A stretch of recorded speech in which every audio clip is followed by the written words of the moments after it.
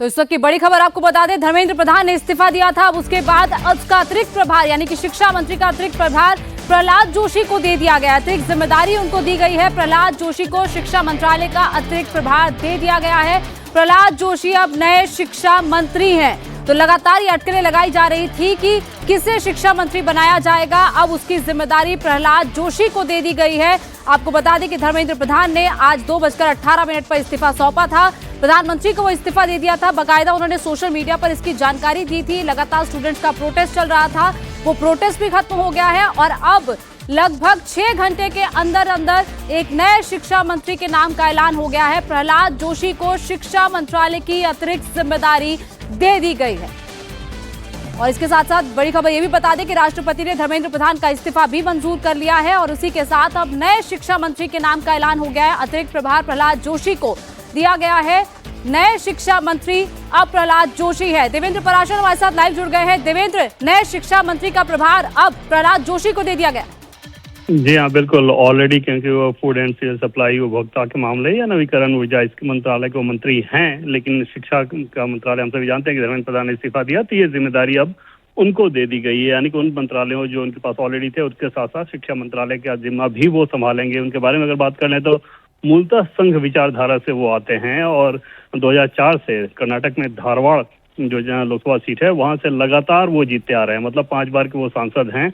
केंद्र में मंत्री के तौर पर अभी जो मंत्रालय है उनके पास तो है ही। इससे पहले संसदीय मंत्री, कोयला मंत्री, इस तरह के मंत्रालय में अलग अलग जिम्मेदारी वो संभाल चुके हैं और उस लिहाज से बहुत शांत प्रवृत्ति के व्यक्ति माने जाते हैं। आराम से काम करने वाले नेता के तौर पर जाने जाते हैं। बहुत ज्यादा कन्फ्रंटेशन नहीं चाहते हैं और उस लिहाज से ऐसे समय में उनके ऊपर एक बड़ी जिम्मेदारी दी गई है जब शिक्षा मंत्रालय को लेकर विपक्ष हो या फिर स्टूडेंट्स का प्रोटेस्ट इतना ज्यादा निशाने पर रहा था। जाहिर तौर पर उनके सामने एक बड़ी चुनौती, बड़ी जिम्मेदारी होगी। और आमतौर पर ये होता है कि बीजेपी की सरकार में ये कोशिश रहती है कि शिक्षा मंत्रालय में वो व्यक्ति जाए जिसको संघ की पृष्ठभूमि या संघ की विचारधारा से जो जुड़ा हुआ हो। उसके पीछे वजह यह है कि संघ को और बीजेपी को हमेशा इस बात पर ऐतराज रहता है कि भारतीय शिक्षा पद्धति को, चाहे वामपंथी विचारधारा हो या पाश्चात्य पद्धति हो, उससे बहुत ज्यादा प्रभावित रखा गया है। भारत की मूल विचारधारा पर आधारित शिक्षा व्यवस्था को प्रमोशन नहीं दिया गया था इंडिया में और उस लिहाज से इस बात को लेकर बार बार चाहे संघ की तरफ से हो या बीजेपी के नेता भी ये बात कहते रहे हैं। आज भी आपने सुना होगा कि राहुल गांधी किस प्रकार से अटैक कर रहे थे संघ पर। तो उस लिहाज से राहुल गांधी ने जो अटैक किया उसको आप समझ सकते हैं कि एक दूसरा जवाब इधर से ये आया कि संघ विचारधारा के, संघ मूलतः जो आरएसएस से आते हैं, उस व्यक्ति को शिक्षा मंत्रालय की जिम्मेदारी फिर से दी गई है। देवेंद्र, और भी कई नामों पर विचार किया जा रहा था, लेकिन क्या पहली चॉइस ही प्रहलाद जोशी थे या फिर कई नामों के बाद उनका नाम चुना गया? कई नामों के विचार को लेकर सामान्य तौर पर लोग सिर्फ अटकल ही लगा रहे थे, अन्यथा उसमें कोई ऐसी चीज नहीं थी कि बहुत ज्यादा लंबा समय हो, बहुत मंथन हो रहा। लेकिन जब ये तय हो गया था कल कि धर्मेंद्र प्रधान का इस्तीफा होगा, तो उसके बाद से ही ये तय कर लिया गया था कि देश के प्रधानमंत्री नरेंद्र मोदी, गृहमंत्री अमित शाह, इस तरह की बैठकों में ये तय हो गया था कि प्रहलाद जोशी को ये जिम्मेदारी देना ज्यादा बेहतर रहेगा और उनके ऊपर वो जिम्मेदारी दी गई। और जैसा कि पहले मैंने आपको बताया कि ऐसे चुनौतीपूर्ण समय में ये जिम्मेदारी मिलना निश्चित तौर पर एक बड़ा टास्क होगा। आगे अगर कैबिनेट रिसफल होता है तो फिर उस समय देखने वाली बात रहेगी कि क्या ये मंत्रालय उनके पास ही रहता है या फिर उसके लिए कोई नया चेहरा लेकर आ जाता है या किसी और को दी जाती है। वो तो सारी बातें बाद की। फिलहाल ये अतिरिक्त जिम्मेदारी दे दी गई है प्रहलाद जोशी के पास, वो शिक्षा मंत्री के तौर पर काम करना शुरू कर देंगे। देवेंद्र, प्रहलाद जोशी के सामने कई बड़ी चुनौतियां हैं। सबसे पहले तो एनटीए में जिस तरीके से रिफॉर्म्स की बात हो रही है, एनटीए में भी कई भर्तियां शुरू हो गई हैं। इसके साथ साथ जो नया कानून लाया जा रहा है, तो ये तमाम चुनौतियां उनके सामने हैं। कैसे आगे के जो पेपर होंगे वो बिना लीक के हो जाए, वो पेपर सही तरीके से छात्र दे पाए, ये सारे इंतजाम भी आगे किए जा रहे हैं। तो कैसे कैसे रिफॉर्म्स को लेकर जिम्मेदारी अब प्रहलाद जोशी पर है? ये कानून में जो संशोधन किया जा रहा है वो तो डीओपीटी यानी कि डिपार्टमेंट ऑफ पर्सनल ट्रेनिंग, जिसके मंत्री डॉक्टर जितेंद्र सिंह हैं, उनके ऊपर है। बिल भी वही पेश करेंगे, तो वो जिम्मेदारी तो उस मंत्रालय का है और पार्लियामेंट तो पास हो ही जाएगा। बिल ऑलरेडी तैयार हो चुका है।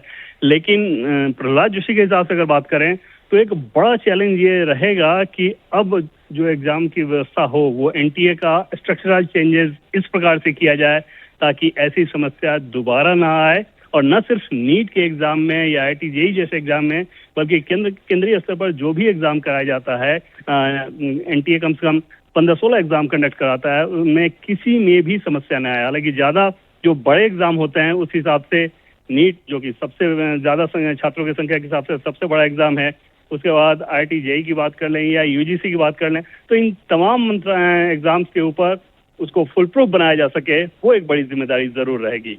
मोनिका, तो बिल्कुल ये बड़ी खबर देवेंद्र बता रहे हैं कि नए शिक्षा मंत्री का पदभार अब प्रहलाद जोशी को दे दिया गया है। क्या इसके पीछे की रणनीति रही देवेंद्र, जिस तरीके से आप बता रहे हैं कि संघ से जुड़े हुए हैं, इसके साथ साथ और ये जो पिछले 12 सालों में हमने देखा देवेंद्र 4 शिक्षा मंत्रियों के इस्तीफे हो चुके हैं, ऐसे में अब बड़ी चुनौती प्रहलाद जोशी के सामने भी है कि शिक्षा मंत्रालय को आगे सही तरीके से चलाना। धर्मेंद्र प्रधान तो 5 साल तक शिक्षा मंत्री रहे हैं, आगे प्रहलाद जोशी के सामने भी बड़ी चुनौतियां आने वाले वक्त में आने वाली है देवेंद्र।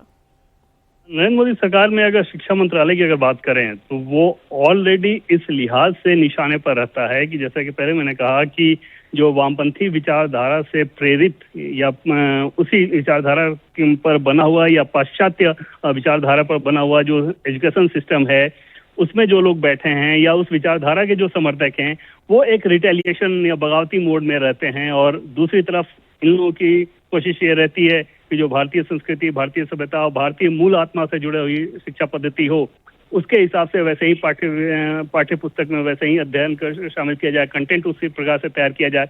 तो वो एक बड़ा विवाद हमेशा से रहता है, चाहे आप यूनिवर्सिटी में प्रोफेसर की नियुक्ति की बात कर लें, वाइस चांसलर की बात कर लें, वो विवाद दोनों पक्षों में रहता ही रहता है। हम सभी जानते हैं कि देश में अधिकांश यूनिवर्सिटी ऐसी है जहाँ पर लेफ्ट विंग बनाम राइट विंग का एक संघर्ष चल रहा होता है, चाहे स्टूडेंट्स की बात कर लें या प्रोफेसर की बात कर लें या VC में नियुक्ति की बात कर लें। तो ये इन सारे विवादों के बीच कैसे एजुकेशन मिनिस्ट्री को बहुत ज्यादा इफिशिएंट बनाया जाए, कैसे छात्रों के हित को सबसे ज्यादा ध्यान में रखा जाए, और उसमें जो सबसे बड़ा चैलेंज होगा वो ये कि पेपर लीक जैसी घटनाएं ना हो, तो वो सारे चैलेंजेस रहेंगे। बिल्कुल, शुक्रिया देवेंद्र। और जिस तरीके से ये 6 घंटे के अंदर ये फैसला लिया गया, हालांकि देवेंद्र बता रहे हैं कि फैसला पहले ही ले लिया गया था, लेकिन 6 घंटे के बाद ये अनाउंसमेंट कर दिया गया है।